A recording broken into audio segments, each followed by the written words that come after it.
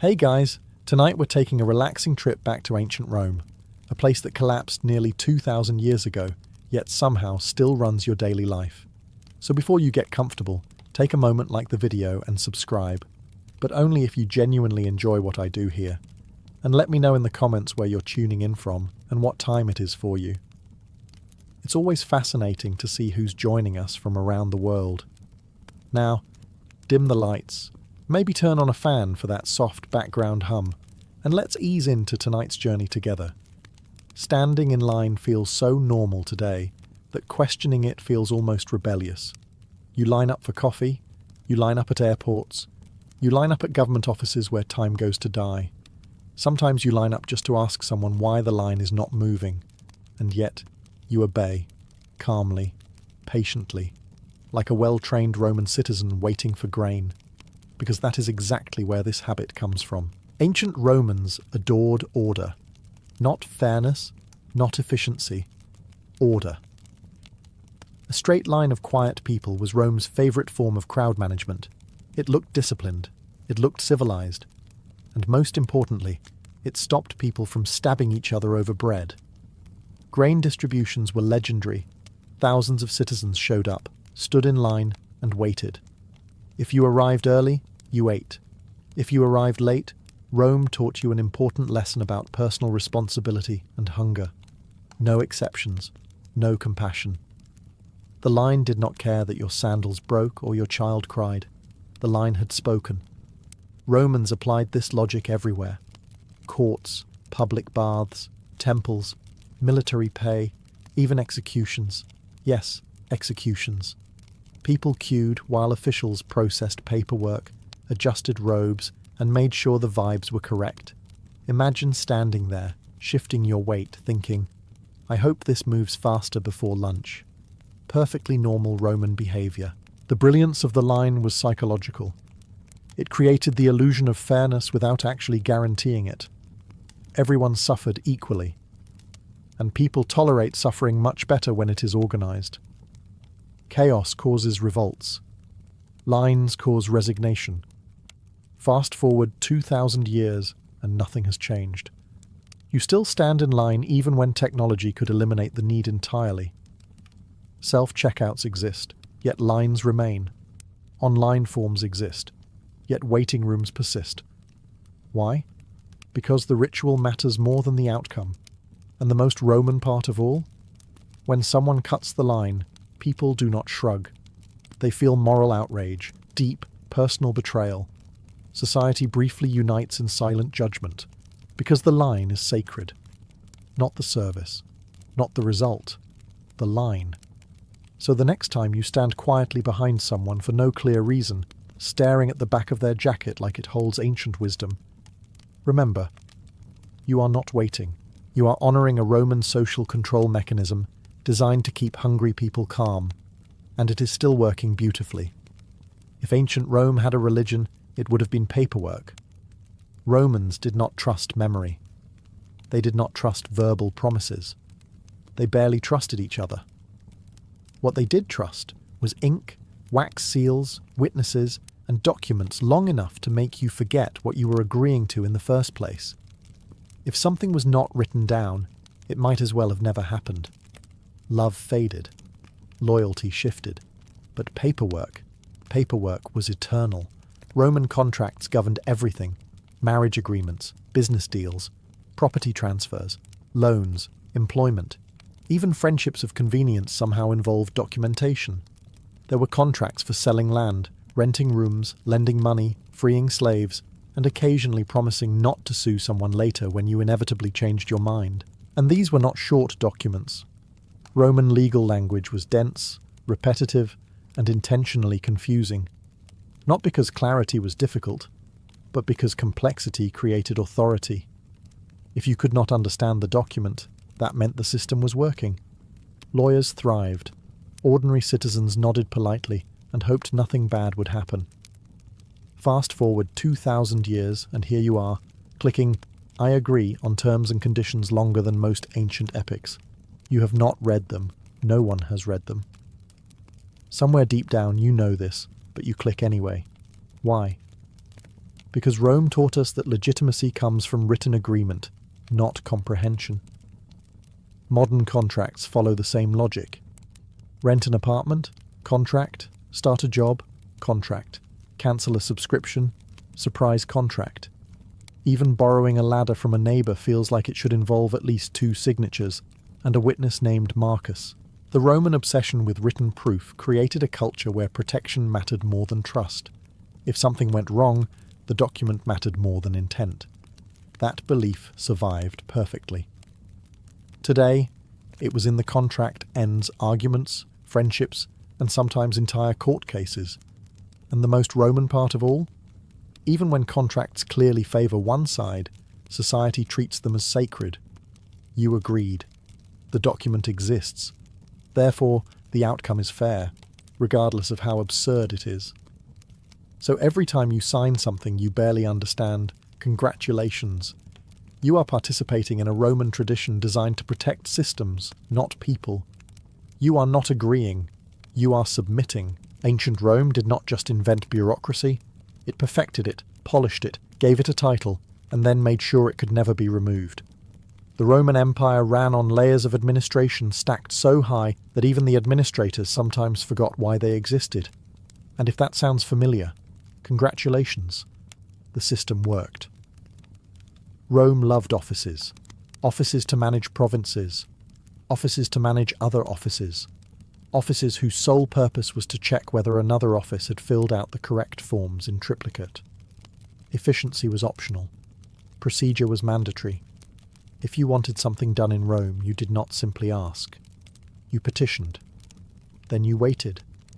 Then someone reviewed your request. Then someone reviewed the review. Then someone decided the paperwork was missing a seal. Then you started again. Rome understood that power is not just about control, it is about delay. Bureaucracy created distance between the problem and the solution. And distance, Rome discovered, prevents anger from becoming action. When people are busy navigating forms, rules, and offices, they are too tired to revolt. You might be frustrated, but at least you are occupied. This system spread everywhere.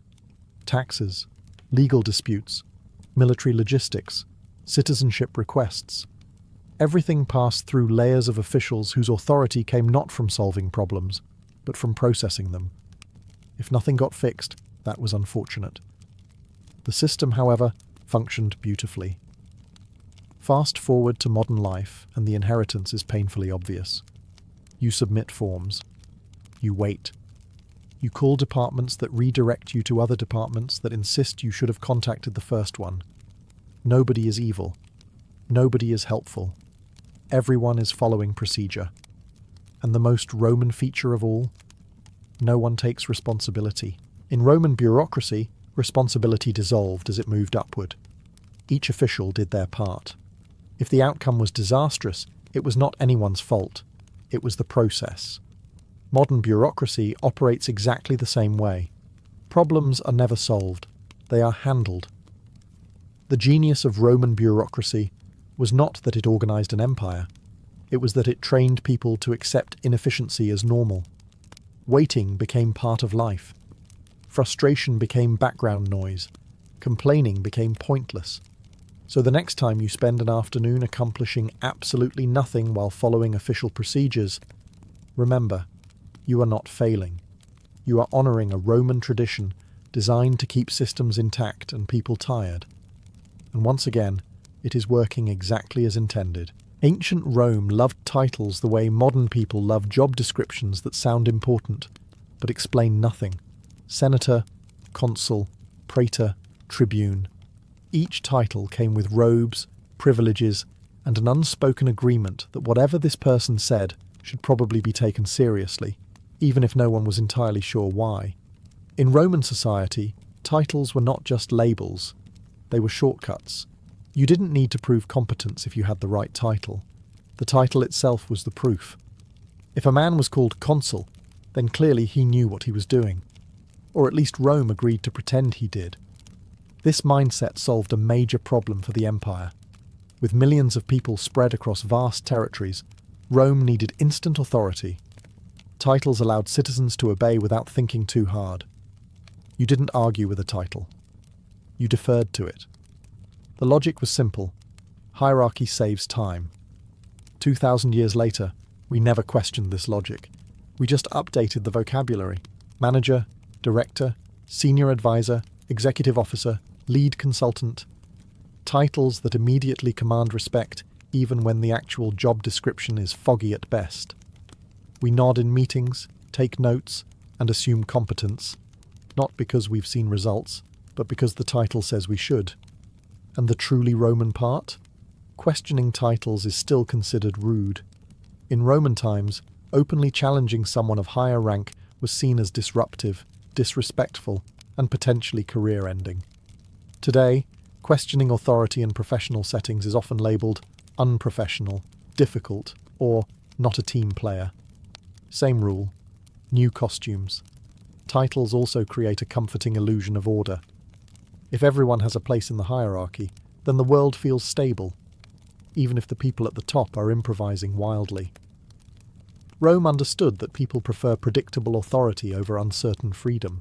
Of course, this system had flaws. Roman history is full of incompetent officials, corrupt governors, and titled men making catastrophic decisions with confidence. But the system itself survived. Because once society agrees that titles equal authority, the system no longer needs to be effective. It only needs to look official. So the next time you feel compelled to respect someone purely because their email signature is longer than a short poem, remember, you are not being polite. You are participating in a Roman tradition designed to replace judgment with hierarchy. And just like Rome, we are still pretending it makes sense.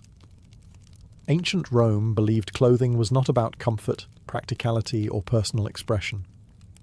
Clothing was about rank. What you wore told everyone exactly where you stood in society, and more importantly, where you did not belong. Dress codes were not suggestions. They were social law. The toga is the best example. It was heavy, awkward, difficult to wear correctly, and wildly impractical for daily life, which is exactly why it mattered. Only Roman male citizens could wear it. Foreigners could not. Slaves absolutely could not. Women wore different garments entirely. The toga existed less as clothing and more as a walking sign that said, "I have legal rights." Wearing the wrong clothing in the wrong place could get you fined, mocked, or quietly escorted away by someone with authority and very little patience. The message was clear. If you did not look correct, you did not belong. Rome understood that appearance enforces hierarchy faster than any speech. Fast forward 2,000 years, and we are still doing this, just with better tailoring and less draping fabric. Modern dress codes rarely have clear logic. You must dress professionally, which usually means uncomfortable shoes, restrictive clothing, and colours that express absolutely nothing about your personality. Offices insist on formal wear, even when the job involves sitting still and typing. Courtrooms expect specific attire not because it affects justice, but because it looks serious, and the Roman logic remains intact. Dressing correctly signals respect for the system. Dressing incorrectly suggests rebellion, incompetence, or poor character, none of which have anything to do with your actual ability. What makes this even more Roman is how vague the rules are. Rome never wrote down exactly how to wear a toga correctly either. You were simply expected to know. Modern dress codes work the same way. Break them accidentally, and everyone suddenly remembers the rules very clearly. The system survives because people enforce it on each other. No guards needed. Just side eyes, whispers, and passive-aggressive comments about appropriate attire. So every time you put on clothing you dislike because a situation demands it, remember, you are not being professional. You are honouring a Roman tradition designed to signal hierarchy, obedience, and belonging, all without saying a word. Rome would be proud. Ancient Rome believed deeply in one sacred principle. The system is never wrong. People, situations, reality itself, all of these could fail. But the system? Untouchable. If something went wrong, it wasn't because the system was broken. It was because you misunderstood it, misused it, or simply deserved the outcome. This belief was incredibly useful for running an empire. Roman law was complex, rigid, and often cruel. Appeals took time. Errors were common. Injustice was frequent. But questioning the system itself was dangerous. You could complain about individuals. You could beg officials. You could write petitions. What you could not do was suggest that the structure might be flawed. That crossed from inconvenience into rebellion. And somehow, we inherited this mindset perfectly. Today, when a system fails you, when paperwork disappears, deadlines contradict each other, or procedures make no sense, the expectation is still the same. Accept it politely. You may feel frustrated, but expressing that frustration too strongly makes you the problem. That's just how the process works remains one of the most Roman sentences ever spoken. The beauty of this rule is how efficiently it shifts responsibility. If the system denies you something unfairly, it is not unjust. It is procedural. If you suffer because of it, that is unfortunate, but technically correct. And technically correct, as Rome would have said, is the best kind of correct. Romans trained their citizens to internalize failure. If a form was rejected, you filled it out again. If a decision made no sense, you accepted it. Persistence was allowed. Resistance was not. This created obedient populations who blamed themselves instead of institutions. Modern systems operate exactly the same way. You follow instructions that contradict each other. You repeat steps you already completed. You explain your situation to 5 different people who cannot help you. And at the end, you are told the outcome is final. Not because it is fair, but because it is official. And the most Roman part? You are expected to be grateful for the opportunity to participate. So the next time a system wastes your time, energy, or patience, remember, you are not unlucky. You are honoring a Roman tradition designed to protect systems from accountability, and it is still undefeated. Ancient Rome loved efficiency, and nothing corrected behavior faster than embarrassment. If you wanted people to obey rules, pay taxes, or stop doing something inconvenient, you did not quietly scold them in private. You shamed them, publicly, enthusiastically, preferably in front of a large crowd with opinions. Roman trials were not discreet affairs. They were performances. Accusations were spoken aloud. Punishments were visible. Mistakes were remembered. Shame was not a side effect of justice. It was the justice. The goal was never just to punish the individual. The goal was to make everyone watching think, I would very much like to avoid being that person. This worked beautifully. Rome understood that fear fades, but embarrassment lingers. You can survive a fine. You can recover from punishment. But being publicly labelled incompetent, immoral, or untrustworthy, that sticks. That reshapes behaviour permanently. And somehow, we never stop doing this. Modern society claims to value privacy, empathy, and growth. But the instinct to shame remains intact. We still believe that exposing mistakes publicly will fix problems. Only now, instead of the forum, we have social media. Instead of stone steps, we have comment sections. Instead of magistrates, we have strangers with usernames and strong opinions. The structure is identical. Someone violates a norm. Their mistake is amplified. A crowd gathers. Judgment spreads faster than understanding. The lesson is delivered not through correction but humiliation. And once again, the goal is not education. It is deterrence. The most Roman part is how normalized this feels. When someone is publicly shamed today, many people justify it by saying, they deserve it. That sentence would have fit perfectly in a Roman courtroom. Context rarely matters. Proportionality rarely matters. What matters is that the spectacle reinforces the rules. Rome also understood something darker. Public shaming creates compliance without resistance. People internalize fear of embarrassment and self-police their behavior. No guards required, no laws enforced, just the quiet pressure of social observation. And yes, sometimes public accountability is necessary. But Rome did not care about nuance. Shame was applied broadly, generously, and often without mercy. The system did not aim to improve people, it aimed to control them. So when modern society rushes to publicly shame rather than privately resolve, remember, this is not progress. It is Rome, just with better lighting and worse comments. Ancient Rome had a very simple formula for determining who should be listened to, whoever had managed to stay alive the longest without being stabbed. Age in Roman society was not just a number, it was proof. Proof of experience, survival, and presumed wisdom, whether or not any actual wisdom was present. This belief shaped Roman politics, law, and daily life. The Senate itself was built on the idea that older men were inherently more capable of governing, not because they had better ideas, but because they had been around long enough to collect opinions, allies, grudges, and an impressive tolerance for boredom.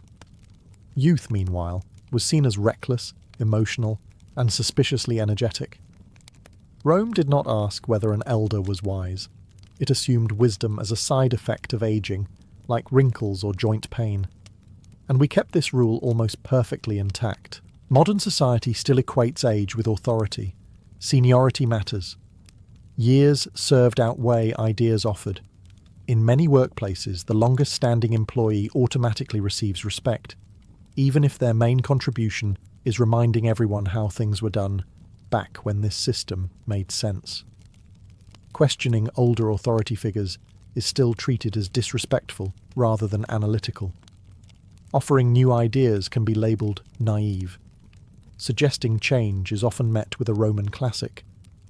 That's not how we do things, which is a sentence that has survived longer than the empire itself. Rome loved tradition because tradition did not argue back. Older individuals became living symbols of stability, even when they actively resisted progress. This made systems predictable. Predictability, Rome believed, was safer than improvement. The irony is that Rome was also filled with young people doing the actual work. Soldiers, labourers, clerks, builders, messengers. The empire ran on youth, but listened to age. That imbalance caused stagnation more often than success, yet the rule survived. Today we repeat the same pattern. Younger generations adapt faster, innovate faster, and respond faster to change, but authority often remains locked behind age thresholds. Not because age guarantees wisdom, but because tradition says it should. And the most Roman part? When older systems fail, blame rarely flows upward. Instead, younger people are told they lack patience, discipline, or respect. So the next time someone dismisses an idea simply because it came from someone too young, remember, this rule has nothing to do with wisdom. It has everything to do with Rome deciding long ago that age feels safer than change. And once again, we never bothered to update the rule. Ancient Rome believed laws were sacred. Unfortunately, they also believed laws should be written in a way that made ordinary people feel slightly unwell when reading them. Roman legal language was dense, formal, repetitive, and intentionally intimidating. This was not an accident. Confusion was a feature, not a flaw. Roman laws were written by elites, for elites, and interpreted by professionals who had spent years learning how to untangle sentences that refused to end. If you understood the law, congratulations, you were powerful. If you did not, congratulations, you were normal. The average Roman citizen did not read legal texts. They listened to them being read aloud, nodded politely, and hoped the outcome would not be terrible. The complexity created dependence. If the law was hard to understand, you needed experts. If you needed experts, the system stayed firmly in control. And once again, we preserved this tradition with remarkable dedication. Modern legal language still sounds like it was written by someone actively trying to avoid clarity. Sentences stretch across entire paragraphs. Simple ideas are buried under layers of formal phrasing. Words that no one uses in daily life suddenly appear and demand respect. Ask yourself honestly, have you ever read a legal document and felt calm afterward? Or did you finish it with a vague sense of dread and the suspicion that you accidentally agreed to something irreversible? This is Roman law doing exactly what it was designed to do. Legal complexity creates authority. If a document feels serious enough, people assume it must be correct. Questioning it feels risky. Arguing against it feels irresponsible. Rome understood that clarity invites debate, but confusion encourages compliance. The most Roman part is how society defends this system. When someone says they do not understand a legal document, the response is rarely sympathy. It is usually, "You should have read it more carefully," as if the problem is literacy, not design. Even lawyers acknowledge this quietly. Legal language protects institutions first, individuals second. That principle has not changed in 2,000 years. So when you struggle through a document that seems deliberately hostile to comprehension, remember, you are not stupid. You are experiencing a Roman tradition meant to remind you that power speaks in a language you are not expected to question. And somehow, we still call this progress. Ancient Rome loved big buildings, not because they were always necessary, not because they were efficient, but because they were impressive, overwhelming, and slightly unsettling. Rome understood something fundamental about power. If a building makes you feel small, the institution inside it feels important. Courthouses, basilicas, temples, forums. They were massive on purpose. High ceilings, endless columns, stone everywhere. You were supposed to walk in, look around, and immediately think, "I should behave myself here." Architecture was not decoration. It was psychology. If you entered a Roman government building, the space reminded you who was in charge before anyone said a word. The size alone communicated authority. You did not argue loudly in these places. You did not feel confident.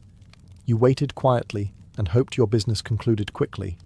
And once again, we copied this rule almost perfectly. Modern government buildings still favour scale over comfort. Wide steps, tall facades, echoing halls, furniture that feels slightly hostile to human backs. Even corporate headquarters follow the same logic. Glass towers, endless lobbies, security desks that look like altars to bureaucracy. None of this is accidental.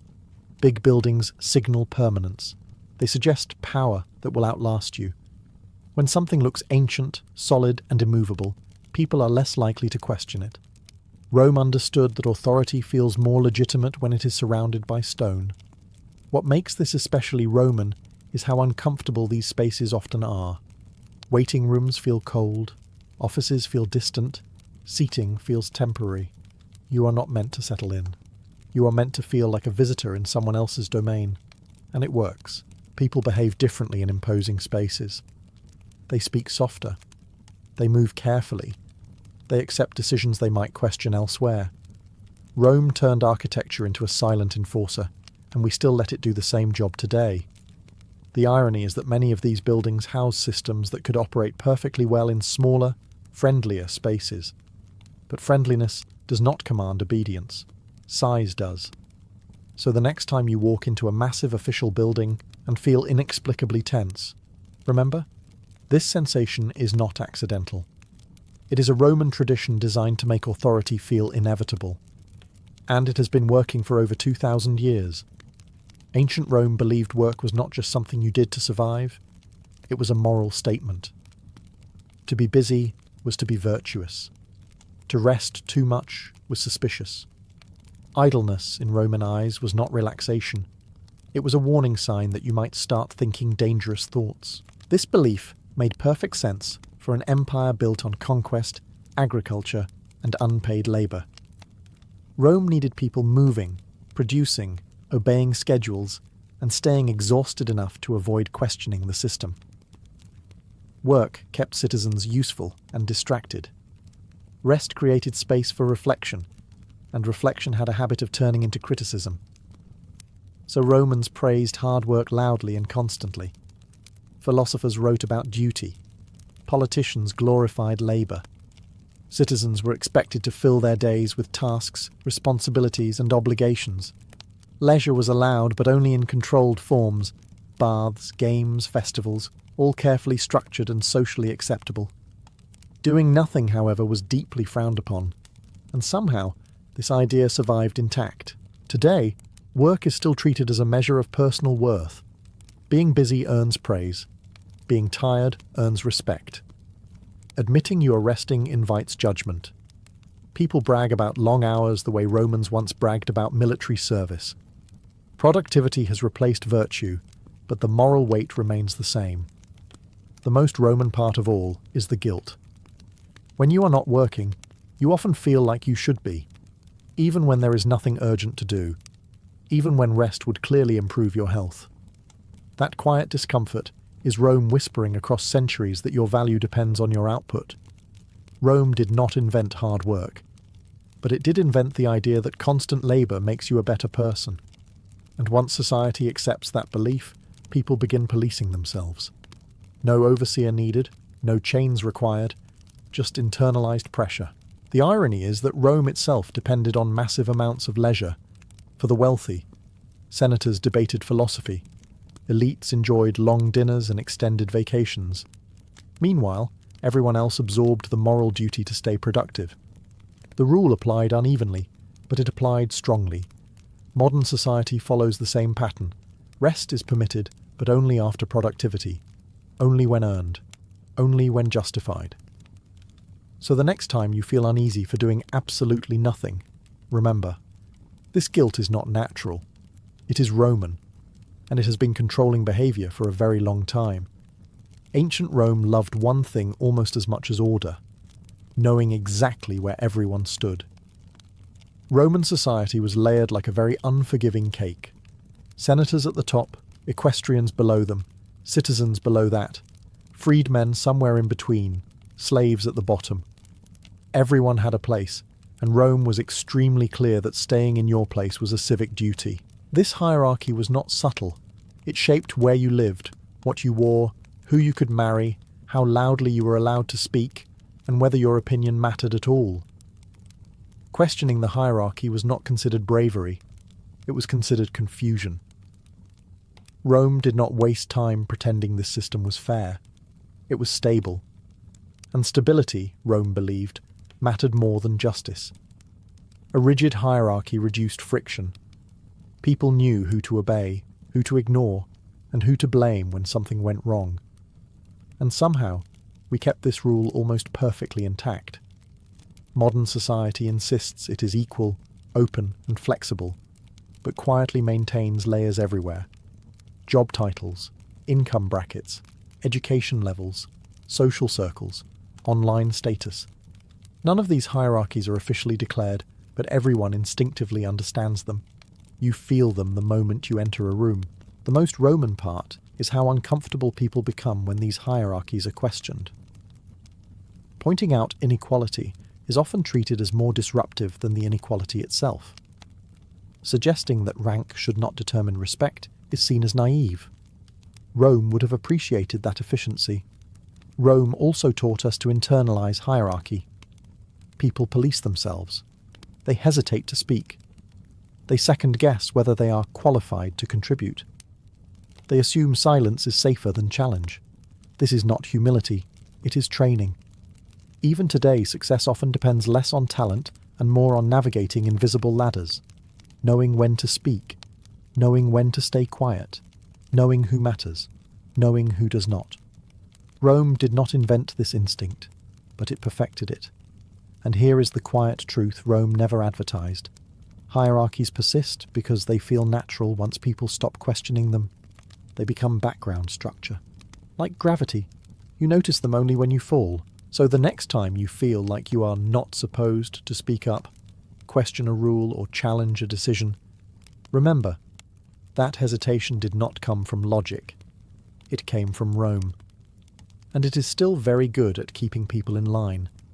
Ancient Rome loved manners, not because Romans were especially kind, warm, or considerate, but because politeness was a form of control. Proper greetings, formal gestures, and carefully scripted phrases helped keep social order intact. If everyone followed the ritual, no one had to say what they actually thought.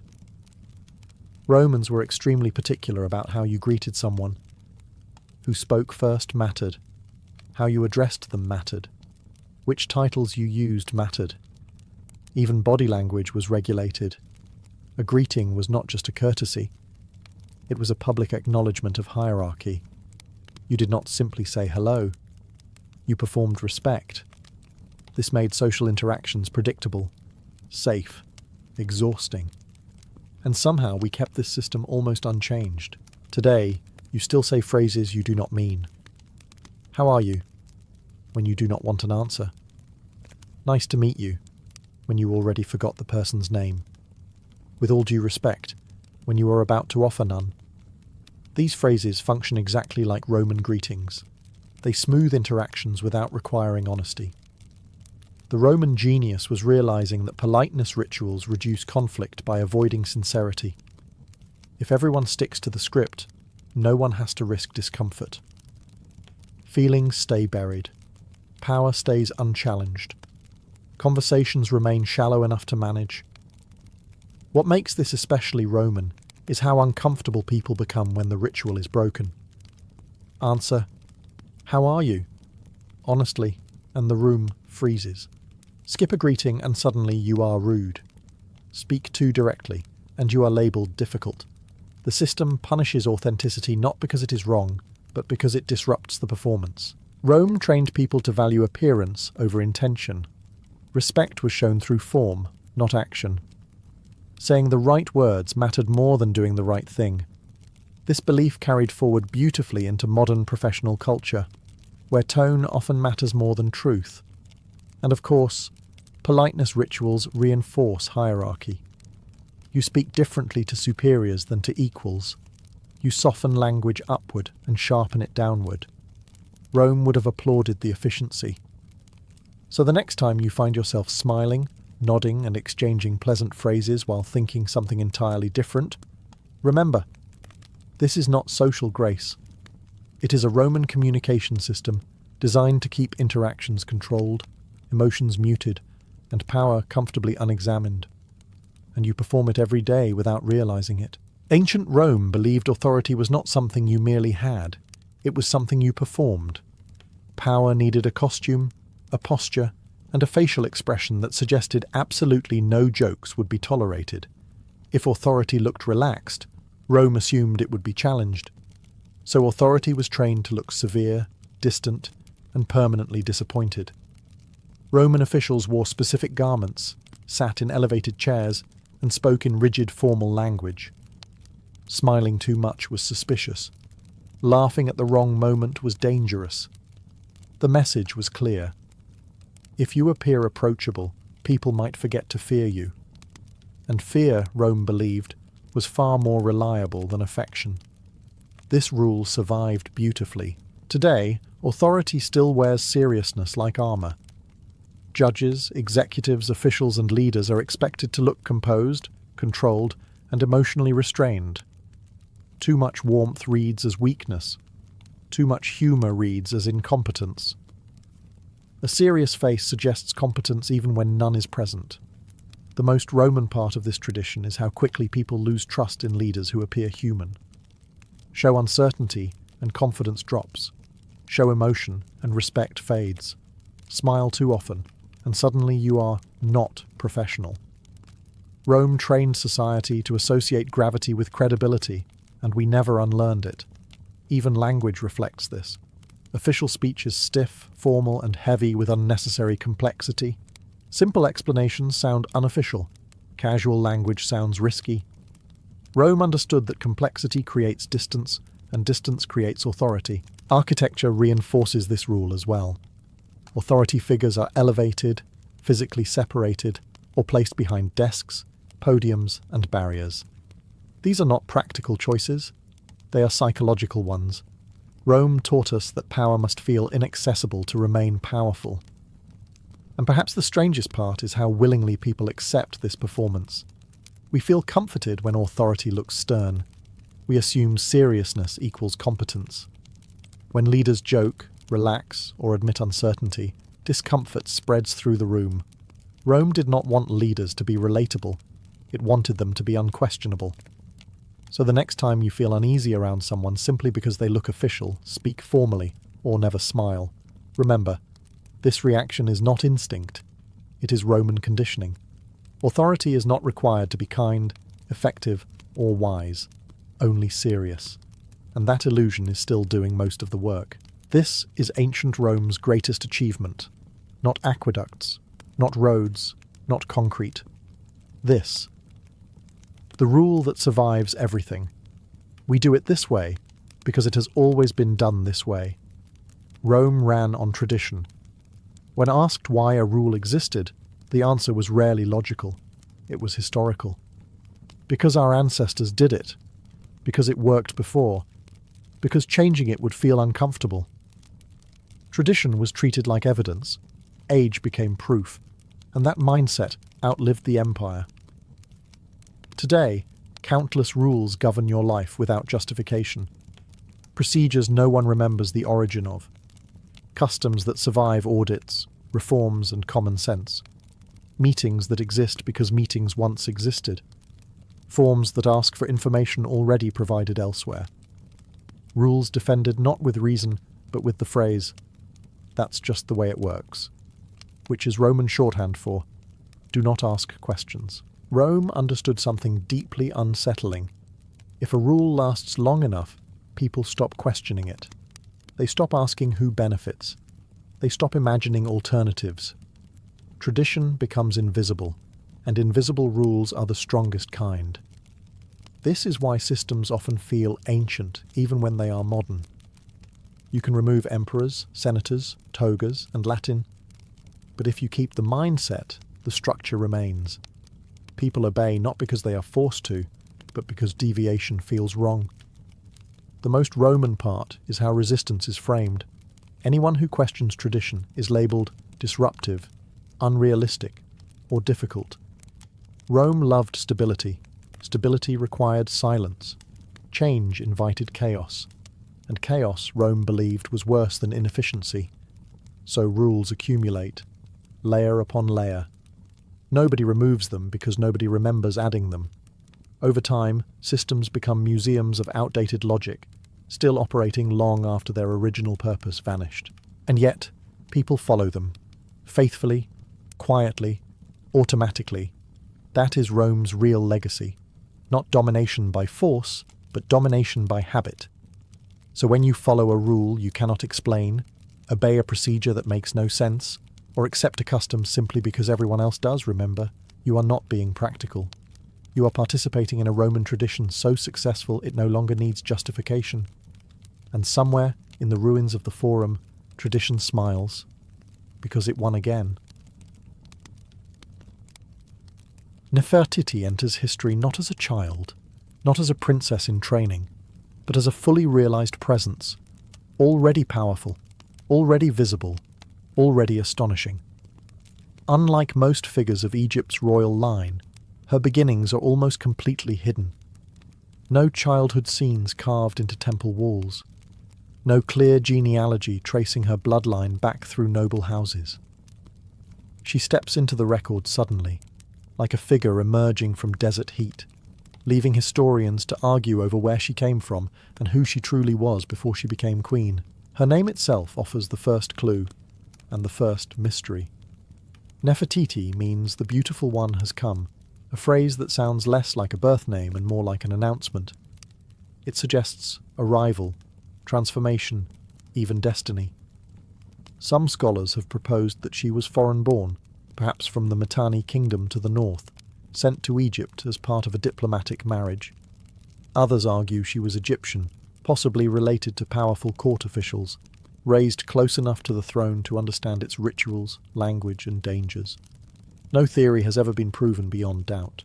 What makes this silence so striking is how quickly it ends. Once Nefertiti appears beside the future pharaoh Akhenaten, she is everywhere. She is not a background wife, not a decorative consort. From the earliest reliefs, she stands tall, equal in scale to the king, participating in ceremonies traditionally reserved for pharaohs alone. This sudden prominence suggests that whatever her origins were, she arrived at court already prepared for power. Egyptian queens before her had influence, but usually behind the scenes. Nefertiti is different. She is visible, named, celebrated. Artists carve her likeness again and again, refining her features with obsessive care. High cheekbones, elegant neck, calm, unreadable eyes. Beauty in her case is not softness, it is authority rendered in human form. The absence of her early life has only amplified her legend. With no childhood to anchor her, Nefertiti becomes timeless, almost symbolic. She is not remembered for where she came from, but for how completely she transformed the role of queen once she arrived. From the moment she steps into the historical record, she is no longer becoming something. She already is something, and Egypt will soon begin to change around her. When Nefertiti becomes queen, she does so beside one of the most radical rulers Egypt would ever know, Akhenaten. Born Amenhotep IV, her husband would soon abandon centuries of tradition and drag the entire kingdom into a spiritual experiment that shocked priests, nobles, and common people alike. And Nefertiti was not merely present for this upheaval. She stood at its very center. From the earliest years of Akhenaten's reign, Nefertiti appears beside him in official art with unprecedented prominence. She is shown wearing the tall blue crown, a symbol usually reserved for kings. She performs ritual offerings directly to the sun god Aten. In some reliefs, she even smites enemies, a pose almost exclusively associated with pharaohs. This is not symbolic flattery. In ancient Egypt, imagery was power. To be carved this way was to be this way. Together, Akhenaten and Nefertiti dismantle Egypt's traditional religious order. The old gods, Amun, Osiris, Isis, are sidelined or erased. Temples are closed, priesthoods stripped of influence. In their place rises Aten, the visible sun disk, whose rays end in tiny hands offering life. This shift is not subtle. It is loud, aggressive, and deeply unsettling to a society built on cosmic balance and ancestral tradition. Nefertiti's role in this revolution is unmistakable. She is consistently depicted as Akhenaten's equal partner, not his subordinate. While previous queens supported cults quietly, Nefertiti embodies this new faith publicly. She and the king appear together in intimate family scenes beneath Aten's rays, presenting themselves as the sole intermediaries between God and people. Power flows through them alone. This partnership suggests something extraordinary. Nefertiti is not just a queen supporting her husband's vision, she is a co-architect of it. Her intelligence, charisma, and commanding presence help legitimize a religious shift that would otherwise seem reckless. If Akhenaten is the visionary, Nefertiti is the stabilizing force, the face that makes the revolution palatable. Yet this closeness carries danger. By tying her identity so tightly to Akhenaten's heresy, Nefertiti binds her fate to a fragile experiment. If the revolution fails, she will not be remembered as a passive consort, but as a central figure in Egypt's greatest religious gamble. And as the court relocates to a brand new capital in the desert, the stakes, political, spiritual, and personal, begin to rise rapidly. The religious revolution championed by Nefertiti and Akhenaten does not remain confined to temples and rituals. It reshapes the very landscape of Egypt. In a dramatic act of defiance against tradition, the royal couple abandons the old capitals and orders the construction of an entirely new city, Amarna. Rising from an empty stretch of desert, the city is meant to be a physical manifestation of their new faith, pure, untainted, and devoted solely to the sun disk Aten. For Nefertiti, Amarna becomes both a stage and a test. Here, freed from the weight of ancient priesthoods and entrenched elites, she appears more powerful than ever. Reliefs from the city show her in intimate domestic scenes, riding chariots, kissing her daughters, and worshipping beneath the open sky. The art style itself changes. Figures are elongated, expressive, almost fragile. Royal life is no longer distant and eternal. It is personal, human, and exposed to light. Nefertiti thrives in this environment. She is not hidden behind palace walls. She is visible in public ceremonies, wearing elaborate crowns and robes, her presence radiating authority. Unlike earlier queens who operated quietly, Nefertiti's power is on display. The city's layout reinforces this. Temples have no roofs, allowing sunlight to flood every ritual space. There are no dark sanctuaries, no secrets. Everything, like the queen herself, exists under constant illumination. But Amarna is also fragile. It has no deep roots, no ancestral graves, no centuries of tradition to stabilize it. The people who move there do so out of obligation, not devotion. Many priests resent the loss of their gods. Officials whisper doubts. Foreign powers watch closely, sensing weakness in a kingdom distracted by theology. Within this tension, Nefertiti's role grows more complex. She appears not only as a religious figure, but as a symbol of continuity. Her calm, controlled image contrasts sharply with the anxiety beneath the surface of the new capital. If Akhenaten's vision feels radical and unsettling, Nefertiti's presence reassures, at least visually, that order still exists. Yet the city of the sun is unforgiving. It allows no shadows and no place to hide failure. As the years pass, cracks begin to show: diplomatic neglect, unrest at home, and an increasingly isolated royal family. Amarna, once a bold declaration of divine truth, starts to resemble something else entirely. A beautiful experiment balanced dangerously on the edge of collapse. As the years in the City of the Sun pass, Nefertiti's image evolves from powerful queen to something far more symbolic. She becomes not only a ruler and religious figure, but a carefully constructed embodiment of the new cosmic order. In Amarna art, she is no longer simply beside the king. She is central, sometimes even dominant, shown performing rituals alone, receiving divine rays directly, or standing at the center of family compositions beneath the sun. Motherhood plays a critical role in this transformation. Nefertiti bears 6 daughters, and they appear constantly in royal imagery. The family is shown touching, laughing, mourning, and worshipping together. This intimacy is unprecedented in Egyptian royal art, which traditionally emphasized distance and eternal perfection. Here, Nefertiti is not a remote goddess. She is visibly human, yet elevated. Her fertility, devotion, and composure merge into a single message. She is the living proof that a ten's order brings harmony and life. At the same time, her visual presence becomes increasingly idealized. Artists refine her face to near perfection, smoothing away age, exhaustion, and doubt. The famous bust, created in this period, captures this duality perfectly, serene and flawless, yet unsettlingly calm. It is not a portrait of a woman at rest, but of an icon carefully shaped for eternity. Nefertiti's beauty is no longer personal. It is political. This elevation carries a heavy cost. To be depicted as a living conduit of divine order means losing the protection of anonymity. Any failure of the new religion, any misfortune suffered by Egypt, reflects directly on her.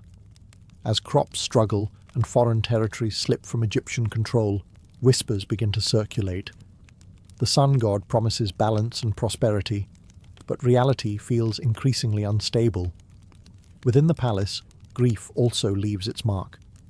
One of Nefertiti's daughters dies young, an event immortalized in raw, emotional reliefs. The royal couple is shown mourning openly, their bodies bent in sorrow beneath a ten's indifferent rays. It is a rare admission that even divine rulers are not spared loss. By this stage, Nefertiti exists in a precarious space between woman and symbol. She is expected to reassure a nervous kingdom, embody divine favor, and remain flawless, all while the foundations beneath her world begin to erode. The more godlike her image becomes, the less room there is for error. And Egypt, quietly but relentlessly, is running out of patience. Then, almost without warning, Nefertiti begins to vanish.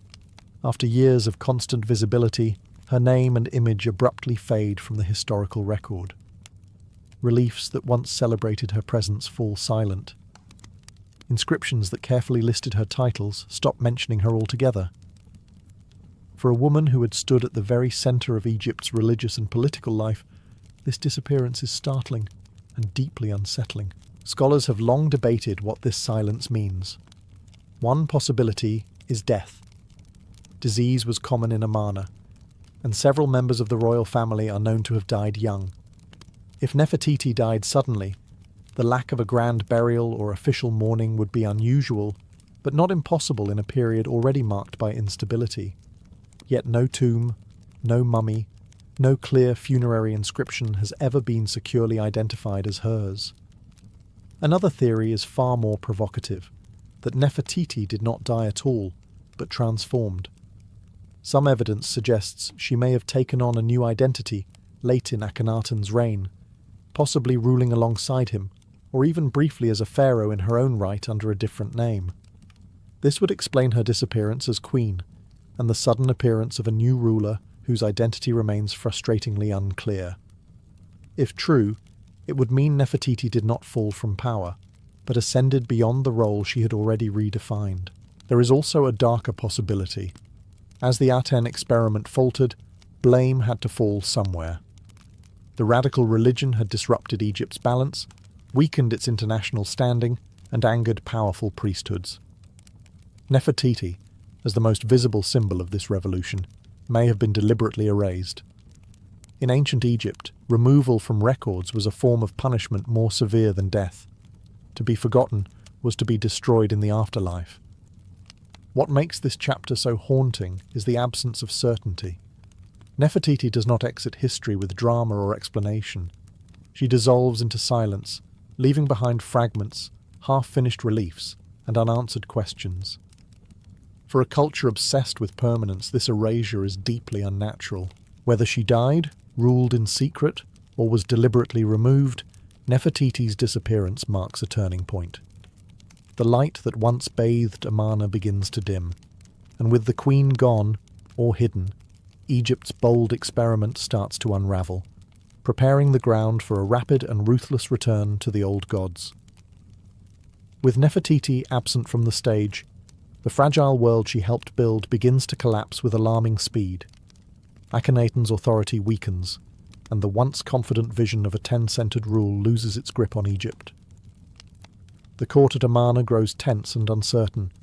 Officials who once praised the sun god now hedge their loyalties, sensing that the old order is waiting patiently to reclaim power. When Akhenaten dies, the revolution effectively dies with him. His successors move quickly to distance themselves from his legacy. The new king, the young Tutankhamun, abandons Amarna and restores the worship of the traditional gods. Temples to Amun are reopened. Priests regain their wealth and influence. The name of Aten is quietly pushed aside, treated less like divine truth and more like a dangerous mistake. In this political cleanup, memory itself becomes a battlefield. Akhenaten's name is chiseled from monuments, his statues are smashed or repurposed, and Nefertiti, once the radiant face of the new order, receives no official rehabilitation. Her legacy is neither openly condemned nor honoured. Instead, it is left unresolved, suspended in historical limbo. This silence is telling. Egypt was skilled at rewriting its past, but it usually did so decisively. Villains were erased. Heroes were glorified. Nefertiti fits neither category neatly. To condemn her outright would require acknowledging her immense authority. To praise her would mean admitting the revolution had once been legitimate. So she is left in shadow, neither restored nor destroyed. Amarna itself is abandoned almost overnight. Palaces crumble, temples fall silent, and the desert reclaims the city. What was once the spiritual centre of Egypt becomes a cautionary ruin. The people return to familiar rhythms, familiar gods, familiar certainties. Balance, or mat, is restored, but at the cost of forgetting one of the most extraordinary women ever to sit on Egypt's throne. Yet forgetting is never complete. Even as official memory erases her, fragments remain. Shattered reliefs, unfinished inscriptions, and rumours preserved by later generations of scribes. Nefertiti becomes a ghost in Egypt's historical consciousness. A reminder that, for a brief and dangerous moment, a queen stood almost equal to the gods and helped reshape the soul of an empire. Her absence after the revolution does not diminish her importance. If anything, it magnifies it. For only someone truly powerful could be so carefully, so quietly, left unresolved. Centuries pass, dynasties rise and fall, and Nefertiti remains buried in silence until her image returns with astonishing force. Unlike many forgotten queens, she is not resurrected through grand inscriptions or heroic chronicles, but through a single object, a sculpted face so striking that it reshapes her legacy overnight. Long after her name fades from memory, her likeness survives, intact, calm, and impossibly modern. The sculpture does something no text ever could. It restores individuality. Gone is the abstraction of titles and rituals. What remains is a woman rendered with precision and restraint. The elongated neck, the poised jawline, the eyes that seem alert yet distant. This is not the exaggerated symbolism of royal propaganda. It feels intimate, almost personal, as if the artist captured a moment when the queen allowed her public mask to settle naturally into place. What makes this survival so remarkable is contrast.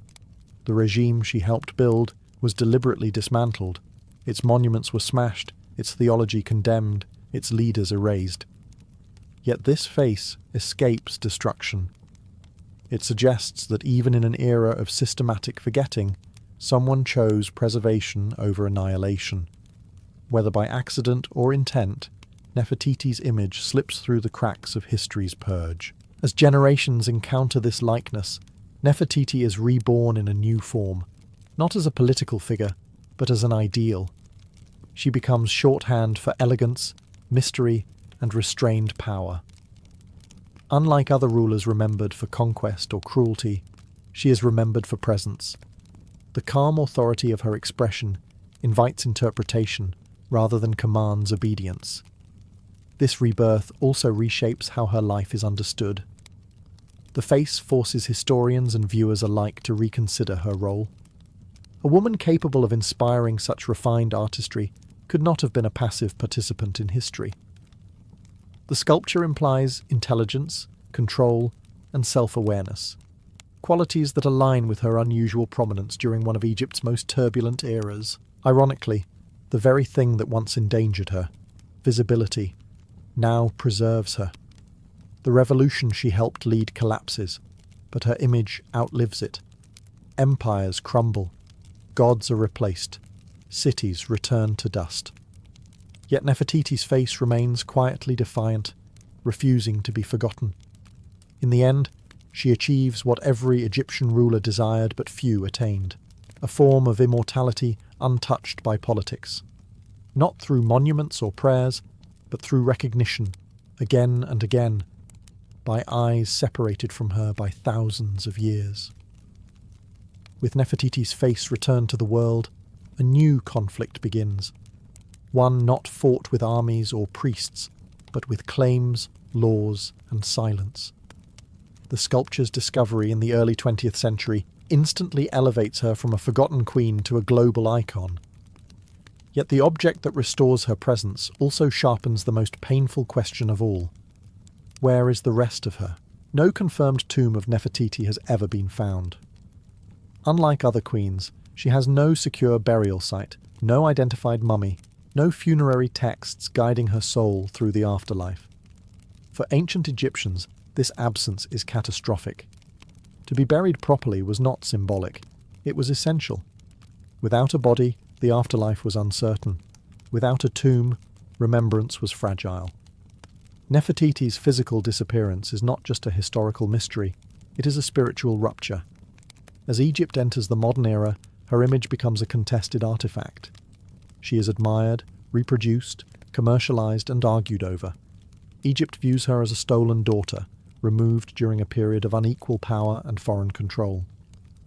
Museums frame her as a masterpiece of human art, detached from the politics of how she left her homeland. Between these positions lies a deep ethical tension. Can an icon belong to the world if it was taken from its history? This dispute mirrors Nefertiti's own life. She existed at the center of power, yet ultimately lost control over how her legacy was handled. Just as her name was erased by later rulers, Her body seems to have been hidden, moved, or deliberately obscured. Some theories suggest she was buried in secrecy to protect her remains during the religious backlash. Others propose her tomb was repurposed or destroyed. None can be proven. What remains undeniable is imbalance. We have her face, but not her story's ending. We have her image, but not her voice. Modern admiration cannot fill the void left by her missing burial, just as artistic beauty cannot replace historical justice. Nefertiti becomes a symbol of absence itself, a woman known everywhere, yet physically nowhere. Her unfinished story continues to provoke discomfort, because it reminds us that history is often shaped not by what survives, but by what is missing, and by who gets to decide what is kept, displayed, or returned. In this way, Nefertiti's mystery never truly ends. It simply changes hands, passing from ancient priests to modern curators, from royal erasure to global debate, still unresolved, still unsettled. Nefertiti's life closes not with certainty, but with resonance. Unlike rulers whose deaths define their legacy, she remains suspended between presence and absence, power and erasure. This unresolved ending is precisely what grants her endurance. History often remembers conclusions more clearly than beginnings, but in Nefertiti's case, it is the missing final chapter that keeps her alive. She lived at a rare crossroads of beauty, authority, and ideology. As queen, she reshaped the visual language of power. As a public figure, she stood nearly equal to a pharaoh during one of Egypt's most dangerous experiments. As a symbol, she outlived the gods she served and the system she helped build. Even when her name vanished from inscriptions, her impact lingered in the ruins of Amarna, and in the memory of a revolution Egypt tried desperately to forget. What makes Nefertiti extraordinary is not simply that she was influential, but that she was never safely categorized. She was not reduced to wife, mother, saint, or villain. She occupied all these roles at once, and then slipped beyond them. Later rulers could erase her name, but they could not replace the void she left behind. Her silence becomes its own form of power. In modern times, she exists in fragments: a face without a body, a reign without an ending, a queen without a tomb. Each fragment invites projection. To some, she is a feminist icon ahead of her time. To others, a political partner in religious extremism. To many, she is simply mystery made visible. None of these interpretations fully contain her, and that is her final triumph. Ancient Egyptians believed true immortality came through remembrance. Names spoken aloud, images preserved, stories repeated.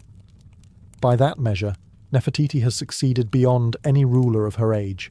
She is remembered not because history resolved her story, but because it failed to. Her legacy is not a monument or a dynasty. It is a question that refuses to fade. What happened to her? Why was she erased? How much power did she truly hold? Each generation asks again, and in doing so keeps her alive. Nefertiti does not belong solely to the past. She exists in the tension between what we know and what we will never know. And as long as that tension endures, so will she, beautiful, unfinished, and eternally present. Long before the wheel transformed the world, movement itself was one of humanity's greatest obstacles. Early societies lived within the limits of their own strength. If something was too heavy to carry, it was dragged. If it was too far away, it was left behind. Every journey across land demanded time, labour, and cooperation, and even then, distance imposed harsh boundaries on what people could achieve. Heavy materials, stone blocks, timber, grain stores, were constant problems.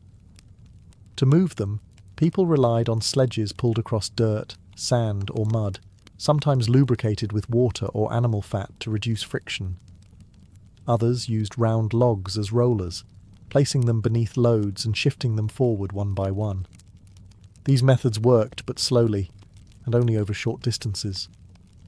Progress was possible but painfully inefficient. Because of this, geography dictated destiny.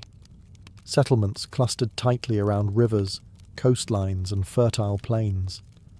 Waterways became the primary arteries of trade because floating cargo was far easier than hauling it across land. Boats carried what carts could not yet move. Entire economic systems grew around rivers, while inland travel remained limited and exhausting. This pre-wheel world shaped how civilizations developed. Cities stayed compact. Construction was constrained by what human and animal muscle could manage. Trade networks existed, but they were fragile and local. The idea of moving large quantities of goods regularly over long distances was simply unrealistic. Ambition was tempered by physics. What makes this period so important is not its primitiveness, but its ingenuity under constraint. People constantly searched for ways to reduce effort, smoother paths, better sled designs, stronger harnesses for animals. They understood friction as an enemy, even if they lacked the language to describe it. They were circling the solution without realizing it. The concept of rolling motion did exist in fragments. Logs rolled, stones rolled downhill. Children watched objects move in circles without resistance. But turning that observation into a controlled, repeatable technology required a leap of abstraction. It required seeing motion not as something to fight against, but something to harness. The wheel did not emerge because humans were suddenly smarter. It emerged because pressure made innovation unavoidable.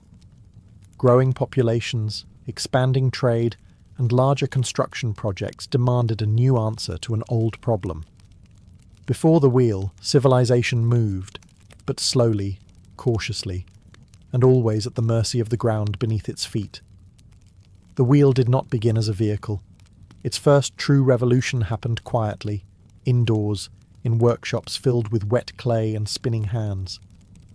Long before carts or chariots appeared, craftsmen in Mesopotamia discovered that rotation itself could be controlled, and once controlled, it could be transformative.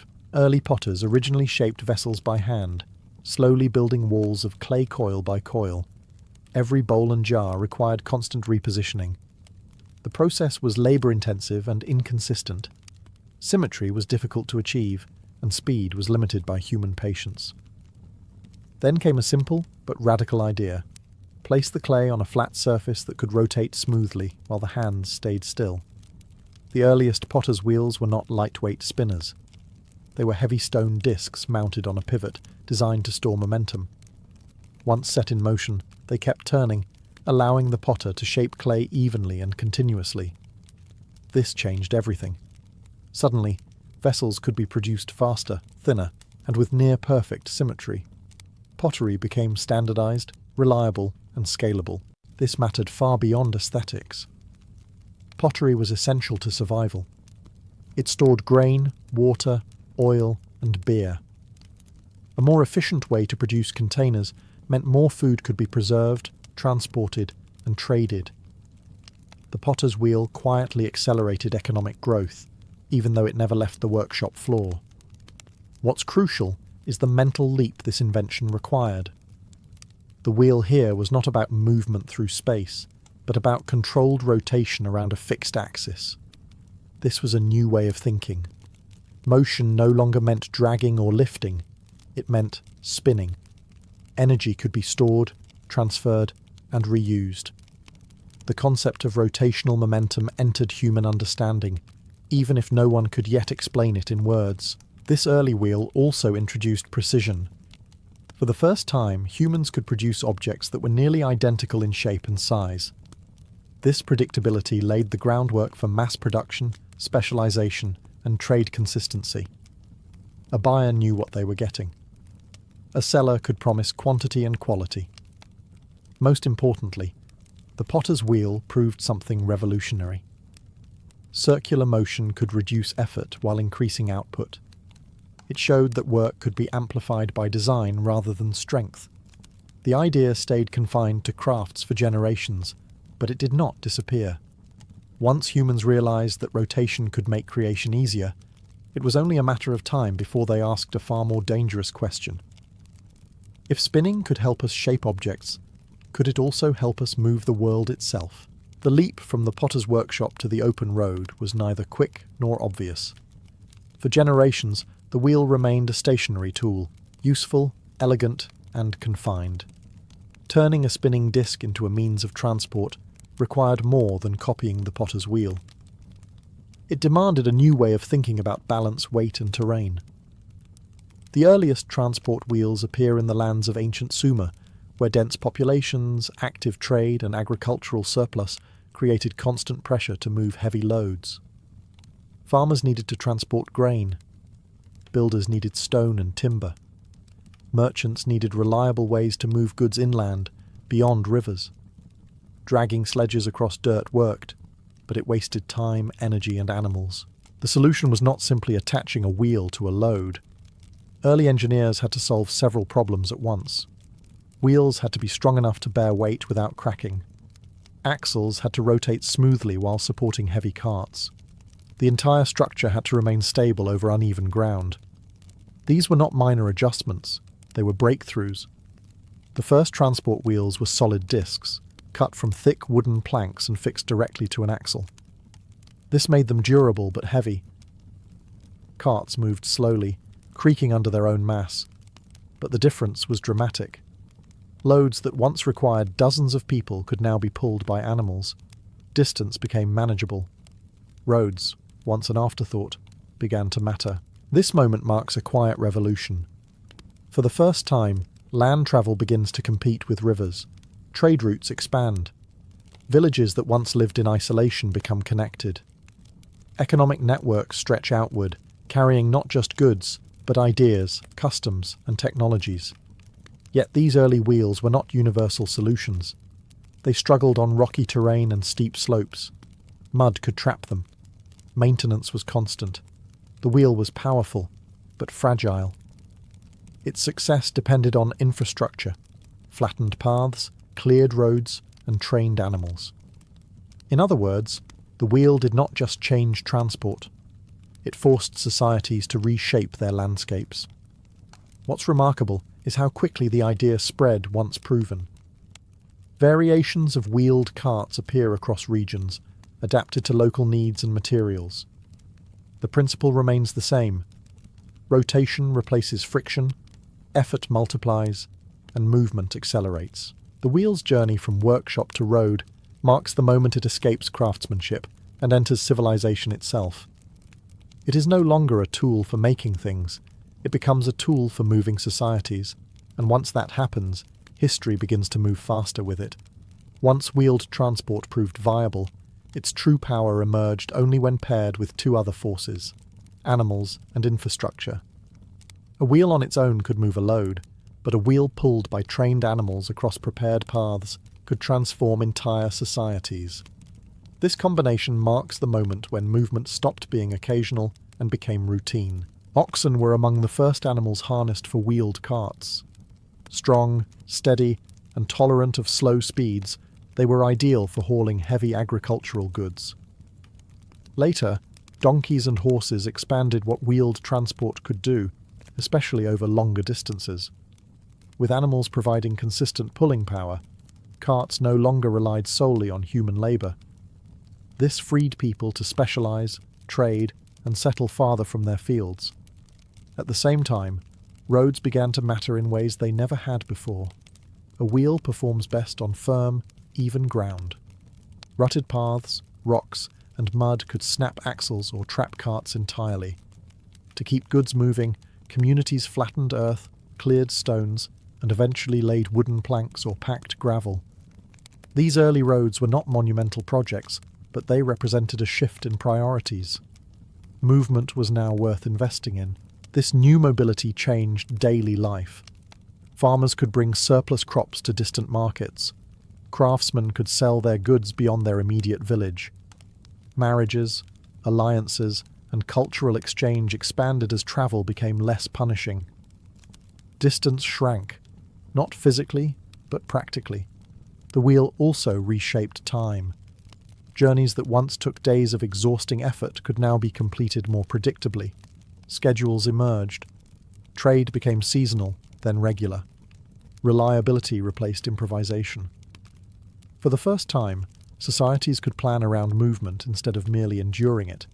Yet this acceleration came with consequences. Roads concentrated traffic, making certain settlements wealthy while bypassing others. Control of routes became power. Those who maintained roads, bred animals, and owned carts gained economic advantage.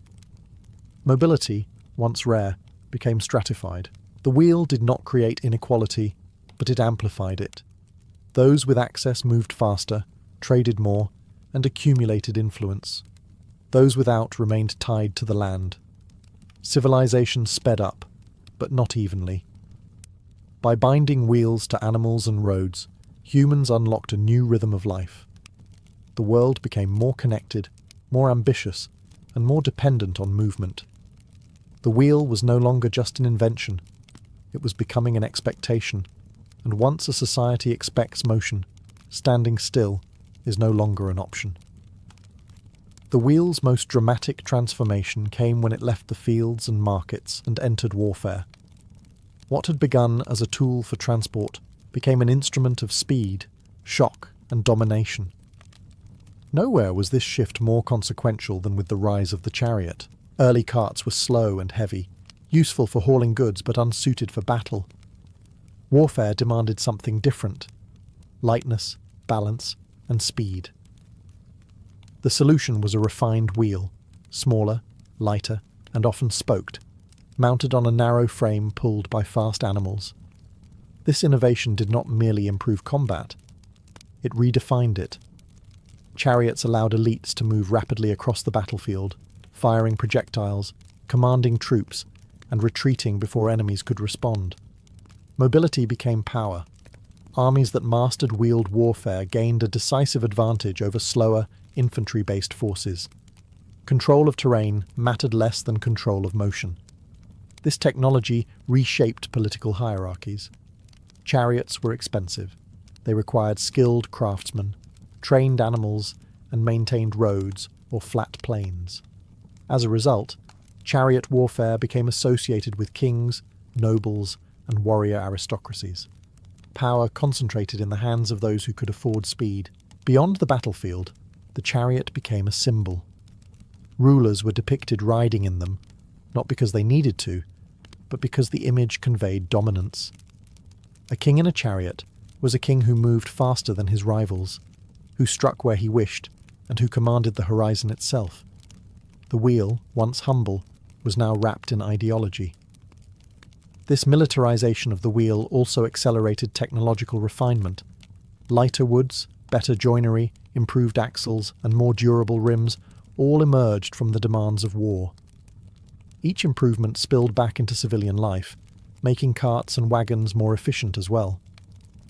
Conflict, as so often in history, drove innovation, but the chariot had limits. It depended on flat land, trained animals, and constant upkeep. In rough terrain or dense forests, its advantage vanished. Over time, new forms of warfare and transport would replace it. Yet for centuries, the chariot represented the peak of wheeled technology, a perfect fusion of speed, engineering, and authority. Through war, the wheel gained something it had never possessed before: fear. It was no longer just a tool that carried goods, it carried power, conquest, and the ability to reshape borders. And once an invention becomes tied to domination, it is no longer optional. It becomes essential to survival. As wheeled technology matured, it became inseparable from empire. What once connected villages now bound vast territories together. Roads, carts, wagons, and supply trains allowed states to project power far beyond their original borders. An empire without wheels could conquer, but it could not hold. In the Mediterranean world, the Romans understood this better than anyone. Their roads were not simply paths, they were engineered systems designed for durability, drainage, and speed. Stone surfaces reduced friction and wear, allowing wheeled vehicles to move reliably in all seasons. Military wagons carried supplies, weapons, and siege equipment. Civilian carts moved grain, wine, and stone. The wheel turned conquest into administration. What mattered most was predictability. Wheeled transport allowed empires to calculate distance, time, and logistics. Armies could be supplied regularly. Taxes could be collected and redistributed. Governors could travel, messages could move, and laws could be enforced. The wheel quietly became the backbone of bureaucracy. A similar logic emerged in East Asia. In Han China, standardized axle widths were imposed so carts could fit the same road ruts. This detail seems small, but it reveals something profound. The wheel had become a matter of state policy. Infrastructure and technology were aligned to maximize movement across enormous distances. Roads were not local conveniences, they were instruments of unity. Yet wheeled empires were also fragile. Roads required maintenance, carts broke, animals aged. When central authority weakened, infrastructure decayed quickly. As roads fell into disrepair, movement slowed, trade shrank, and control loosened. Empires that had once relied on wheels found themselves trapped by their absence. This dependence reveals the wheel's double edge. It empowered states to expand, but it also created systems that required constant upkeep. When that upkeep failed, collapse accelerated. The same roads that once carried order could just as easily carry invaders, or fall silent entirely. By this stage, the wheel was no longer an innovation. It was invisible. People did not marvel at it. They assumed it. Carts were expected. Roads were expected. Mobility became part of how power was imagined. A ruler who could not move goods, troops, and information was no ruler at all. The wheel had completed its transformation. From a workshop tool to a weapon, from a convenience to a necessity, it now shaped how empires lived and died. Civilization did not merely use the wheel anymore, it depended on it, and that dependence would shape the future just as surely as invention once had. By the time empires rose and fell on wheels, the invention had begun to do something even more profound. It collapsed distance. What once separated cultures by weeks of effort now separated them by days. The wheel did not just move goods, it moved ideas, beliefs, technologies, and people, quietly weaving the world together. Overland trade routes expanded dramatically as wheeled transport became reliable. Caravans of carts carried grain, textiles, metals, and tools across regions that had once been economically isolated. These routes did not replace rivers or sea travel, but they filled the gaps between them, creating continuous networks of exchange. Inland settlements that had once been peripheral became vital links in long-distance trade. Nowhere is this clearer than along the vast commercial arteries later known as the Silk Road.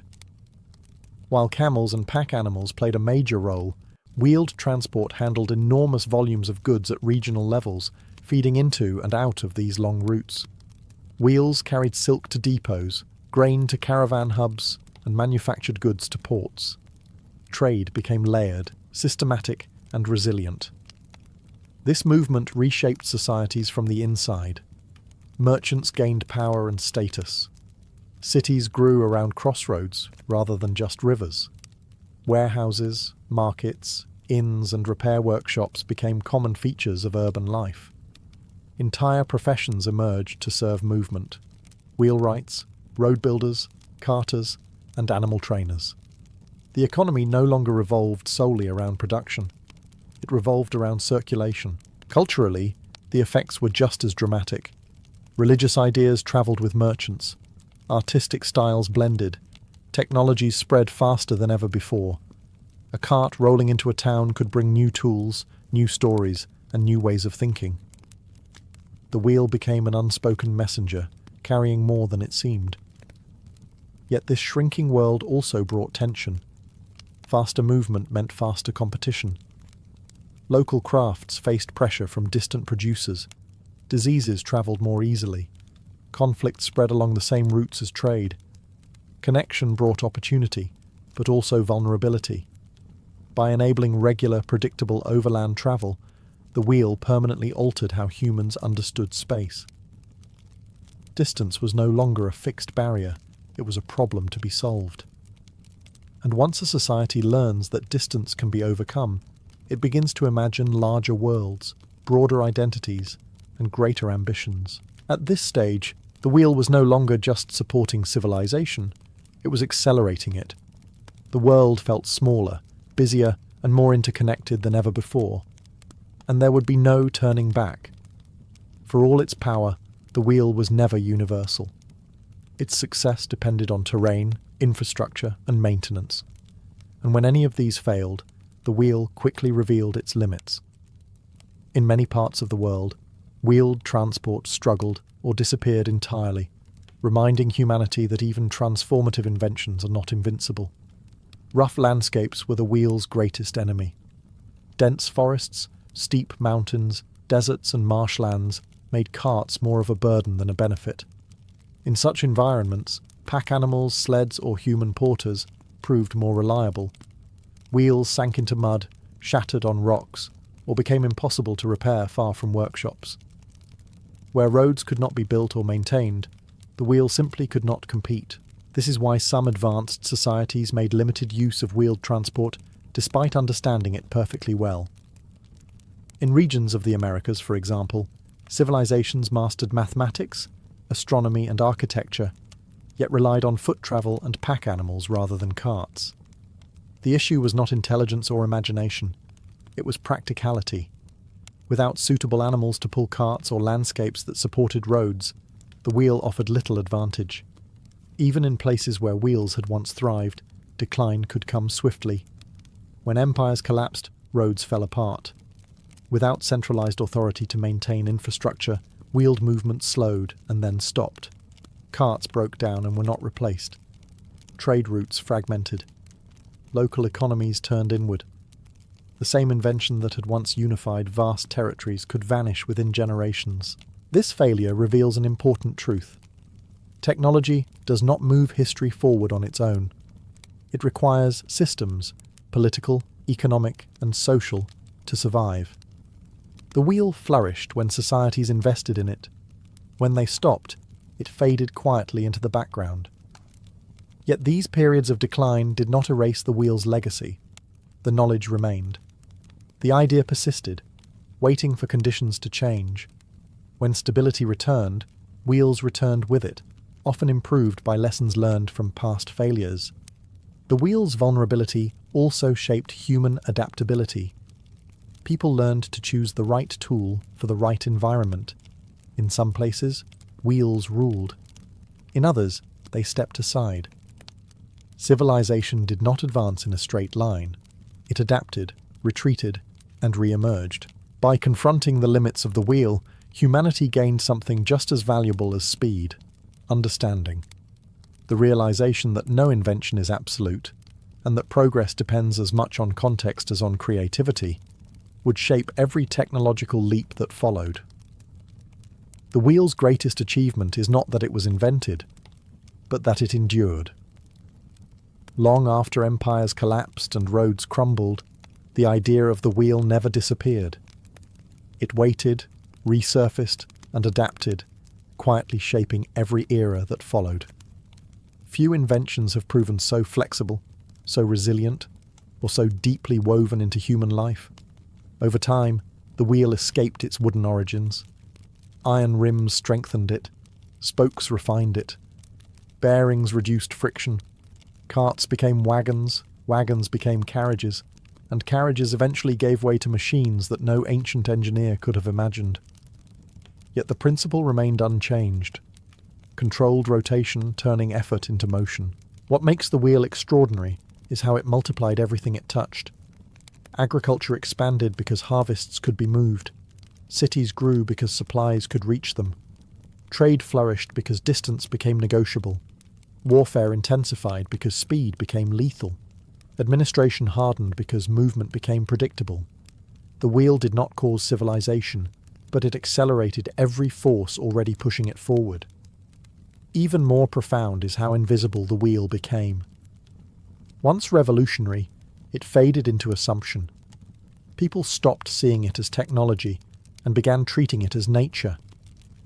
This invisibility is the mark of true transformation. When an invention disappears into daily life, it has succeeded completely. The modern world still rests on the wheel's logic. Factories spin, turbines turn, gears mesh. Data itself moves through systems designed around rotational principles. Even in digital space, the language of cycles, loops, and revolutions persists. The wheel taught humanity how to think in motion. And yet, the wheel also carries a warning. It reminds us that progress is not inevitable. It depends on care, infrastructure, and balance. Roads must be maintained. Systems must be supported. When movement stops, societies fragment. The wheel gives speed, but it demands responsibility. Looking back, the invention of the wheel was not a single moment of genius. It was a slow realization, built from observation, pressure, and necessity. It emerged because humans refused to accept friction as destiny. They wanted to move farther, faster, and with less pain. And they reshaped the world to do it. The wheel never promised wisdom or justice. It offered possibility. What humanity chose to carry on it, food or weapons, ideas or domination, was always a matter of choice. Still, once the wheel began to turn, history itself began to roll forward. And it has never truly stopped. In the ancient world, sleep was not a retreat from reality. It was an entrance into another one. When the body lay still and the eyes closed, something else was believed to awaken.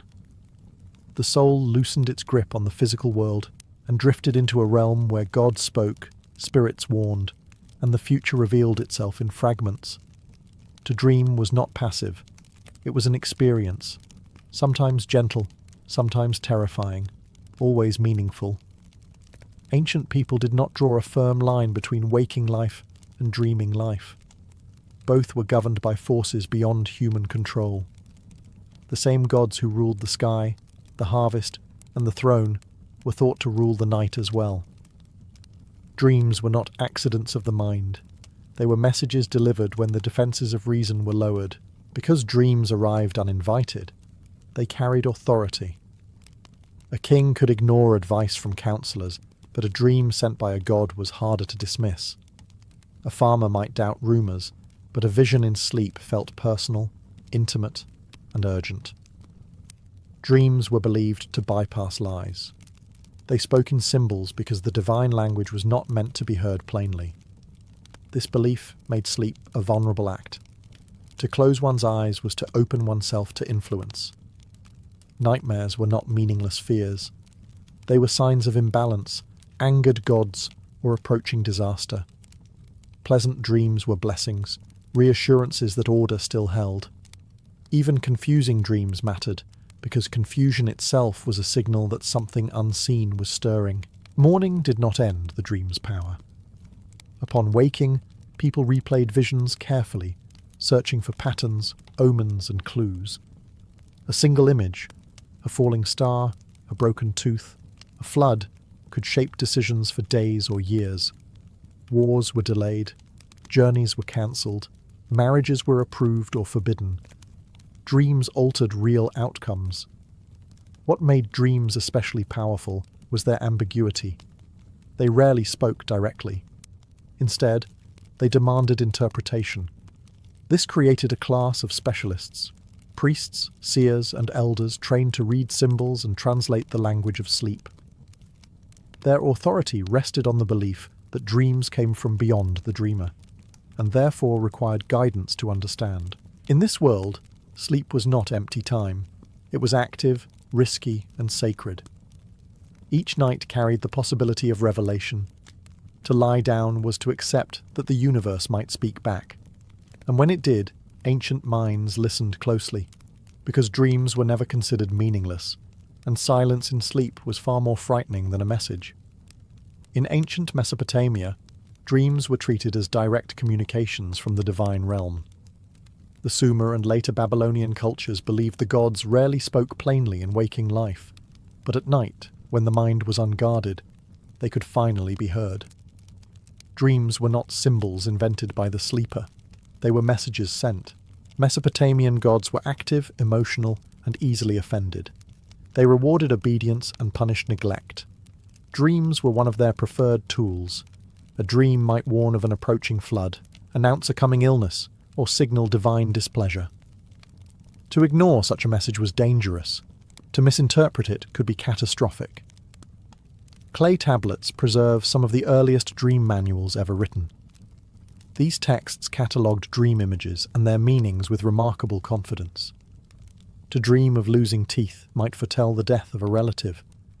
To dream of flying could mean divine favour, or impending downfall, depending on context. Nothing was random. Every detail mattered. Kings took dreams especially seriously. A ruler's dream was not private. It belonged to the state. If a king dreamed of collapse, invasion, or darkness, priests were summoned immediately. Rituals followed to appease the gods or redirect fate. Sacrifices were made, festivals altered. Sometimes policies changed overnight, all because of something seen in sleep. What made Mesopotamian dream culture distinctive was its urgency. Dreams were not philosophical puzzles. They were warnings with deadlines. A dream delayed was a message ignored, and ignored gods were dangerous gods. This created a constant atmosphere of vigilance. Night was never neutral. Priests served as intermediaries between dreamers and deities. Their role was not to comfort, but to decode accurately. A wrong interpretation could anger the gods further. As a result, dream reading became formalized, cautious, and deeply conservative. Ancient interpretations were trusted more than personal intuition. Tradition mattered more than creativity. Dreams also reinforced hierarchy. Ordinary people received dreams, but only elites had access to trained interpreters. Power flowed through interpretation. Whoever controlled the meaning of dreams controlled fear, hope, and obedience. In Mesopotamia, sleep was a negotiation with the gods. Every night carried the risk of divine intrusion, and every morning began with a question that could shape an entire life. What did the gods show me while I slept? In ancient Egypt, dreams were not merely messages, they were journeys. Egyptians believed the human soul was made of multiple parts, and during sleep, some of these elements could separate from the body and travel freely. Dreams occurred when the soul crossed into hidden realms, where gods, ancestors, and spirits resided. Unlike the often threatening dreams of Mesopotamia, Egyptian dreams were more ambiguous.